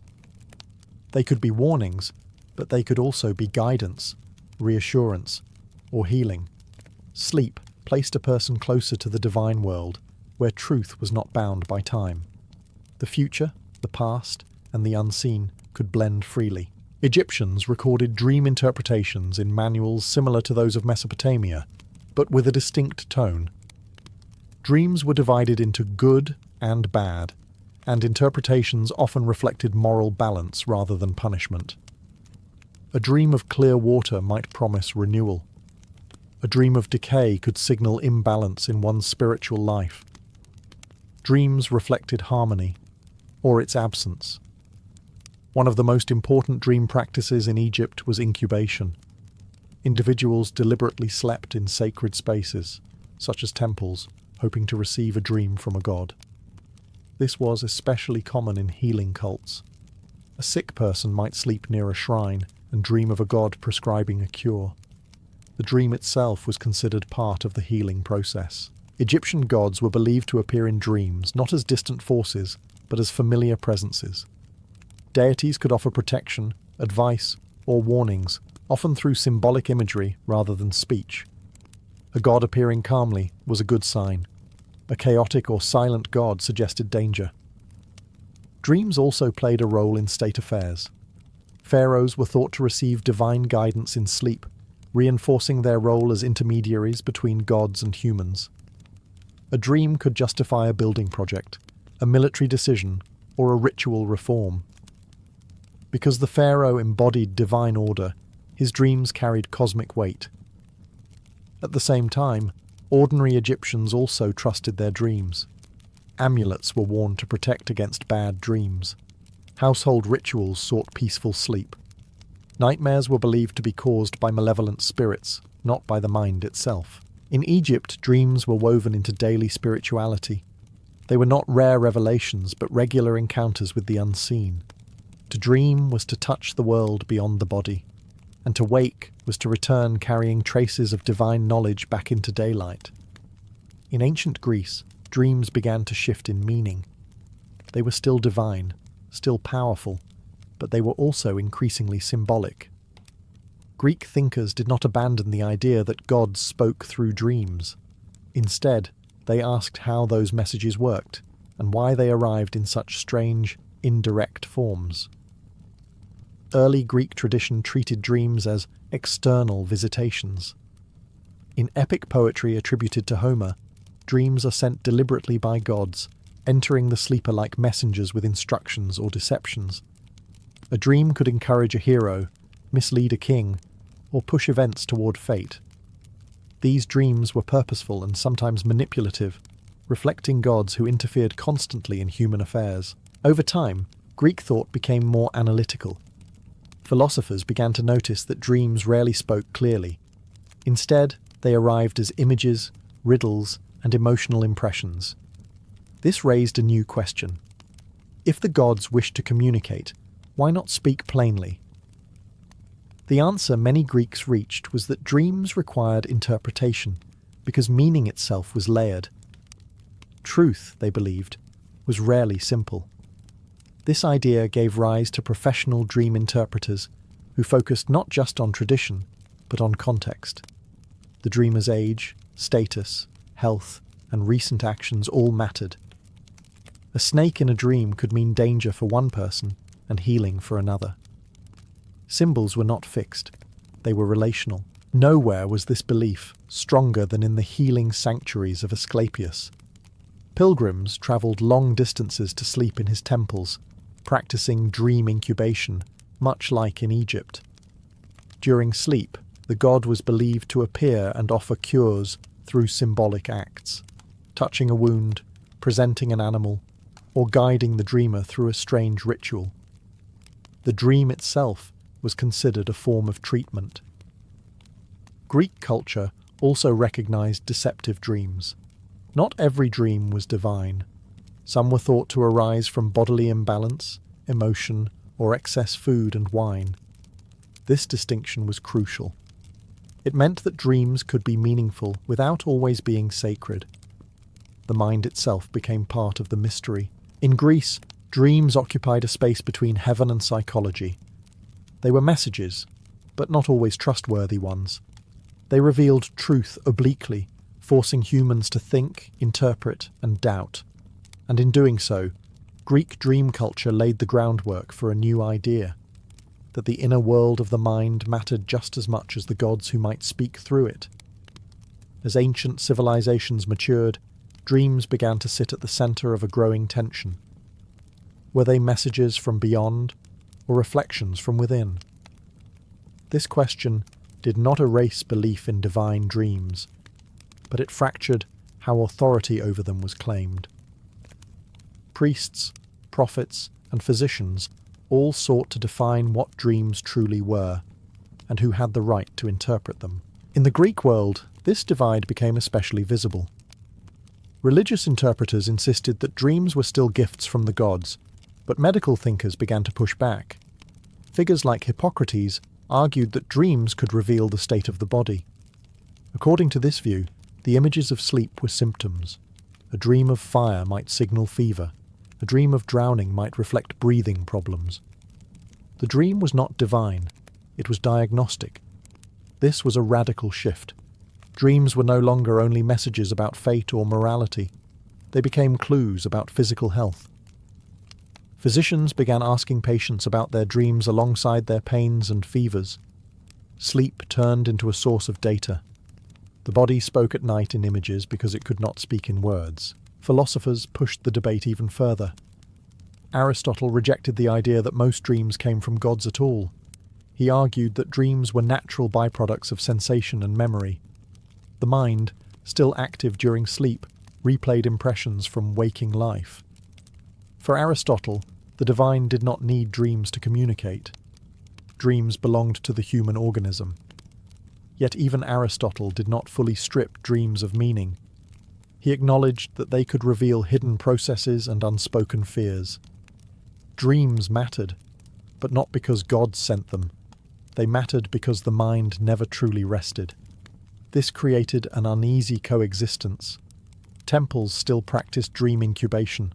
Oracles still listened to visions. But alongside them stood physicians and philosophers, offering competing explanations. A dream could be sacred, medical, or psychological, depending on who was asked. For ordinary people, the distinction mattered less than the effect. Dreams still influenced decisions, stirred anxiety, and demanded attention. A nightmare could send someone to a priest. A recurring dream might send them to a healer. Interpretation became choice. This chapter marks a turning point. Dreams were no longer owned by the gods alone. They became contested territory, shared by religion, medicine, and philosophy. And once that line was drawn, the ancient world would never dream in quite the same way again. In the ancient world, dreams were never purely personal. When interpreted publicly, they could shape laws, justify wars, and legitimize power.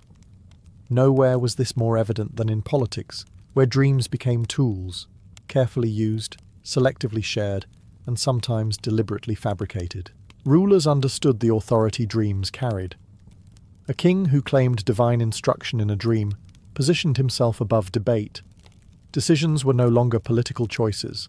They were obediences to fate. To challenge them was to challenge the gods themselves. Dreams offered rulers a way to bypass dissent while appearing humble before higher powers. In Mesopotamia, royal dreams were recorded, preserved, and ritualized. If a king dreamed of danger, it could justify emergency measures. If he dreamed of victory, it could signal divine approval for war. The interpretation mattered as much as the dream itself, and interpreters knew their influence. A single symbolic reading could alter the course of a campaign. Egyptian pharaohs used dreams more subtly. Because the pharaoh was already divine, his dreams reinforced cosmic order rather than justified radical change. A dream might confirm a temple's construction, validate a priesthood, or explain a disaster as part of divine balance. In this way, dreams protected authority by explaining uncertainty, not questioning it. Greek leaders were more cautious. Public skepticism toward dreams had grown, but their persuasive power remained. Politicians used dreams strategically, presenting them as omens when convenient and dismissing them when dangerous.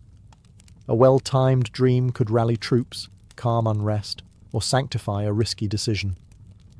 This political use of dreams also produced suspicion. If dreams were powerful, they could be manipulated.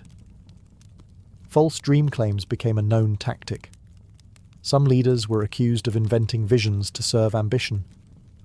Others surrounded themselves with interpreters who told them only what they wished to hear. As a result, dreams became double-edged. They could inspire loyalty, but also distrust. A ruler too reliant on dreams appeared weak or delusional. One who ignored them risked seeming impious. Power required balance. Dreams had to be invoked sparingly, convincingly, and with the right audience. By this stage, dreams had fully entered the machinery of civilization. They were no longer just sacred experiences or personal revelations. They were instruments, capable of moving crowds, silencing opposition, and reshaping history. In the ancient mind, a dream spoken aloud could be as dangerous as an army. And those who controlled its meaning controlled more than sleep. They controlled belief itself. While kings and priests argued over the meaning of grand visions, most dreams in the ancient world belonged to ordinary people, and they mattered just as much. Farmers, merchants, soldiers, and mothers all lived in cultures where dreams were taken seriously, even when they were private and small. Not every dream predicted a war or a divine command. Many spoke instead to fear, hope, guilt, and survival.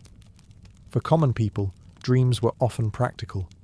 A bad dream before a journey might delay departure. A dream of abundance could encourage a risky investment or a marriage proposal.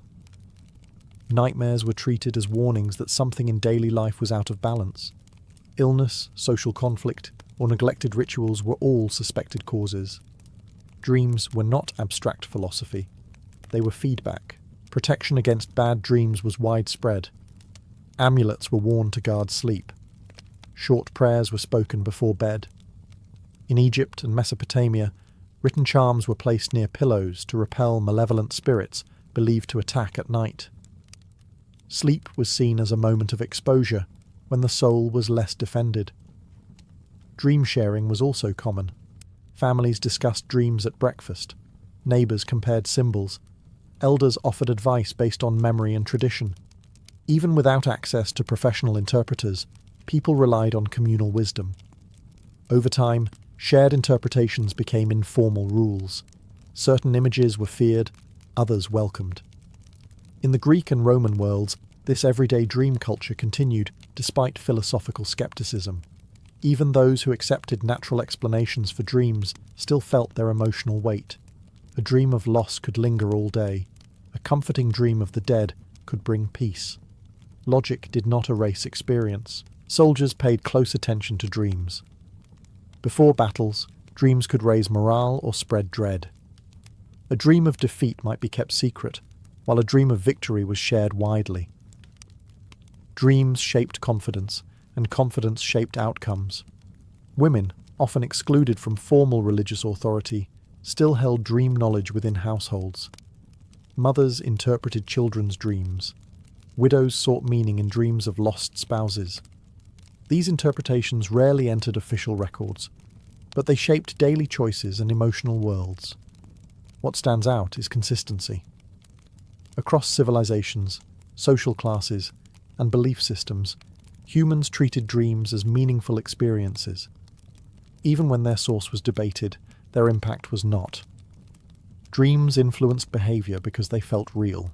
This chapter reveals something essential. Ancient dream culture was not imposed from above. It was sustained from below. Dreams mattered because people felt them matter. And as long as sleep carried emotion, memory, and fear, ancient minds would continue to listen closely to what the night revealed. As trade routes expanded and empires collided, dreams began to travel too. Ideas about sleep, omens, and interpretation moved across borders, blending traditions that had once been separate. What emerged was not a single dream doctrine, but a shared ancient assumption. Dreams mattered, even if cultures disagreed on why. Mesopotamian dream manuals influenced neighbouring regions, spreading the idea that symbols could be catalogued and decoded. Egyptian practices of dream incubation reached the Greek world, where they were adopted, adapted, and philosophically debated. Greek skepticism, in turn, filtered back east through conquest and cultural exchange, introducing doubt into systems once built on certainty. The expansion of the Persian Empire accelerated this exchange. Spanning multiple civilizations, it brought together dream traditions that ranged from rigid omen reading to more fluid symbolic interpretation. Administrators, soldiers, and priests encountered foreign dream beliefs and carried them home.